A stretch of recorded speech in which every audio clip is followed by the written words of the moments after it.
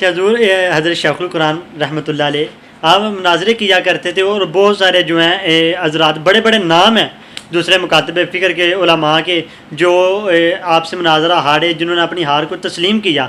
تو آپ کسی ایک دلچسپ کوئی مناظرہ جو آپ کے ذہن میں ہو اس کی طرح رودات پیش کر دیجیے مختصر جی، جو حضرت شیخ القرآن نے کیا. حضرت شیخ القرآن علیہ رحمہ کے جو مناظرے ہیں جی وہ فیضان شیخ القرآن کے اندر جو مناظرے میرے تک پہنچ سکے، رودات جن کی مجھ تک مجھے ملی، وہ میں نے سارے تفصیل کے ساتھ جو ہے کتاب کے اندر لکھے ہوئے ہیں. مختلف مناظرے تھے. ایک مناظرہ آپ نے جامعہ مسجد فتح پوری دہلی کے اندر جو ہے وہ مرزائیوں کے ساتھ کیا تھا. فرماتے میں بہت چھوٹا تھا تو ابھی میں کتابیں پڑھ رہا تھا، میں دورہ حدیث پڑھنے کے لیے وہاں پر گیا تھا، لیکن دیکھا کہ وہاں پہ جو شیخ الحدیث ہیں مولوی سلمان صاحب وہ دیوبندی ہیں، تو میں نے وہاں ان سے پڑھنا گوارا نہ کیا، تو میں وہاں پہ رک گیا.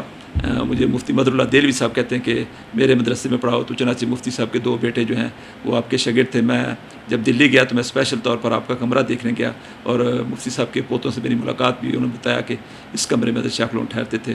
تو وہاں پر آپ کا جو ہے وہ دلی جو جامعہ فتیہ کے باہر جو بہت بڑا ایک بازار ہے پرانی دلی ریلوے اسٹیشن کے ساتھ، وہ چوک بھی میں نے دیکھا، وہ ساتھ جو ہے وہ گرم مسالہ جات کی بہت بڑی منڈی ہے، وہاں پر آپ کا ایک مناظرہ ہوا تھا. وہ تفصیل کے ساتھ جو ہے وہ آپ نے مناظرہ اس کا کسی اور شخص کے ساتھ تھا، لیکن آپ جو ہے وہ کہتے ہیں کہ میں پیچھے کھڑا تھا، تو میں نے کہا مجھے آگے کرو. انہوں نے کہا تو بچہ ہے، تمہیں جو ہے وہ آگے جانے کی. بہرحال فرماتے کہ میں وہ آگے گیا، میں نے اس کے سوالوں کے جواب دیے تو لوگ حیران ہوئے، اور لوگوں نے جو ہے مجھے اپنے کندھوں پر اٹھا لیا. ایک آپ کا مناظرہ وزیر آباد ریل بازار کے اندر ایک مبلغ آتا تھا، اس کے ساتھ جو ہے وہ آپ کا مناظرہ تھا، اور وہ مناظرہ پیشین گوئیوں کے اوپر تھا کہ مرزا کی کوئی پیشین گوئی پوری نہیں ہوئی. اس نے کہا تھا کہ محمدی بیگم کے ساتھ میری شادی ہوگی، تو وہ دلائل تو جو ہے وہ الگ کتاب میں لکھے ہوئے ہیں. تو اینڈ جو ہوا تھا وہ اس پر ہوا تھا کہ آپ نے فرمایا کہ تمہارے بقول جو ہے محمدی بیگم دوزخ میں جائے گی، اور تمہارے بقول جو ہے وہ مرزا جنت میں جائے گا. ہمارے نزدیک مرزا دوزخ میں ہوگا اور محمدی بیگم جو ہے وہ جنت میں ہوگی. تو تمہارے بقول جو ہے وہ جب محمدی بیگم جہنم میں ہے تو مرزا تم کہتے ہو کہ جی اگر دنیا میں کوئی کام نہیں ہے تو بعد میں بھی تو ہو سکتا ہے. مثال اس نے دی تھی حضرت موسیٰ علیہ السلام کو پہلے 30 روزے رکھنے کا حکم ہوا، بعد میں 10 اور رکھنے کا، تو یہ بعد میں بھی ہو جاتا ہے. تو اگر دنیا میں اس کی شادی پیشین گوئی پوری نہیں ہوئی تو کیا مطلب دن پوری ہوگی. آپ نے پھر یہیں سے اس کی پکڑ کی، اور میں اچھا مرزا جو ہے جنت میں ہوگا تو وہ جو ہے وہ دولہا بن کر دوزخ میں جائے گا محمدی بیگم کے لیے. جب وہاں پر جائے گا تو وہ تمہارے بقول تو وہ بڑا سمجھدار، دیانتدار اور بڑا قابل اور ذہین ہے، تو پھر اس کے تو سسرال میں رکھیں گے کہ اس کو دوزخ میں ہم اپنے گھر دماد رکھتے ہیں، اس کو تو ہم اپنے پاس ہی رکھیں، اس کو تو نہیں جانے دینا. تو اس کے اوپر لوگوں نے پھر تالیاں وغیرہ بجائیں، اور پھر وہ جو مناظرہ اس کے اوپر وہ دوڑ گیا مبلغ. اسی انداز سے مولوی احمد الدین صاحب کھڑولے ان کے ساتھ ایک مناظرہ تھا. وہ مناظرہ اصل میں تھا مفتی احمد یار خان صاحب کے ساتھ. جمعے کا دن تھا، تو اور جمعے کے بعد جو ہے وہ یہ داد والی کے ساتھ جو ہے کھڑے یہاں پہ مناظرہ تھا.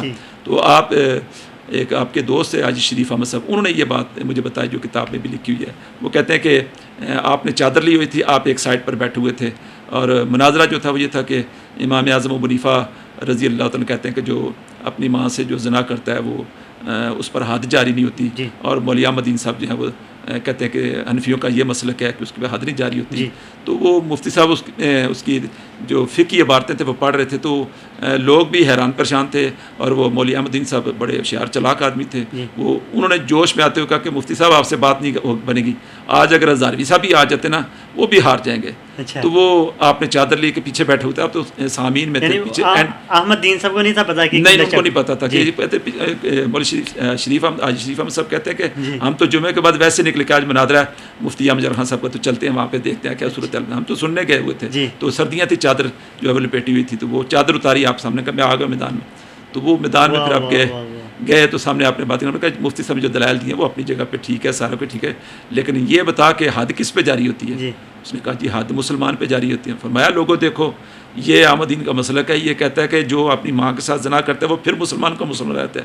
ہمارا حنفیوں کا یہ نقطہ ہے وہ مسلمان ہی نہیں، حد تو تب جاری کریں جو مسلمان ہو، لہٰذا وہ مسلمان ہی رہا، حد اس کے اوپر کیسے جاری. وہ لوگوں نے پکڑ لیا. پھر اس نے وہ جو الفاظ حیات صالح کے اندر لکھے ہیں اس نے کہا 11ویں والا واسطہ چھڑ دے مینوں ماریا نے. وہ لوگوں نے اچھا خاصا اس کا تعاقب کیا. اسی طرح ایک مناظرہ آپ کا خانقاہ ڈوگرہ میں ہوا تھا، وہ بھی بڑا دلچسپ مناظرہ تھا. پھر اسی انداز سے راول پنڈی کے اندر مناظرہ ہے. ایک مناظرہ آپ کا جو ہے وہ یا لالہ موسیٰ کے اندر ہوا تھا. مفتی عبداللہ صاحب جو پڑھے ہوتے دیوبندیوں سے تھے لیکن بعد میں جو ہے وہ اہل حدیث ہو گئے تھے. تو وہ مناظرہ تو تھا اس بات پر کہ حاضر و ناظر نور و بشر استمداد اور موضوع کے اوپر. تو مولانا غلام قادر اشرفی صاحب نے آپ کو خط لکھا, وہ خط بھی میرے پاس ہے. وہ آپ کو بلایا تو آپ تشریف لے کے وہ کتابیں لے کے بیٹھے ہوئے تھے, ان موضوعوں کے اوپر مناظرہ کریں گے کہ اس وجہ سے اہل سنت جو ہے وہ اہل حدیثوں کے پیچھے نماز نہیں پڑھتے.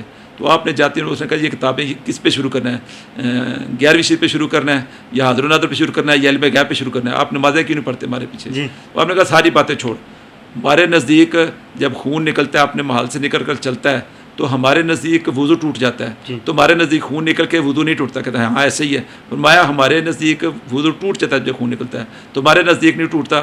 تو جب تمہارا وضو نہیں ہے تو ہم تمہارے پیچھے نماز کیوں پڑھیں؟ جب تمہارا وضو ہی نہیں ہے تو پھر ہم تمہارے پیچھے نماز کیوں پڑھیں؟ وہ ان چیزوں کو لے کے بیٹھا ہوا تھا کہ جب یہ بات کریں گے حاضر ناظر کی, نور بشر کی, علم غیب کی بات کریں تو میں اس کے اوپر دلائل دوں گا. تو آپ نے ان ساری چیزوں کو چھوڑ دیا, ہم ان چیزوں کی طرف جاتے ہی نہیں ہیں. تو چونکہ تیرا وضو ہی ٹھیک نہیں ہے لہٰذا اس لیے ہم تیرے پیچھے نماز نہیں پڑھتے. تو مناظرہ جو تھا وہ مختصر وقت کے اندر جو ہے وہ ختم ہوا.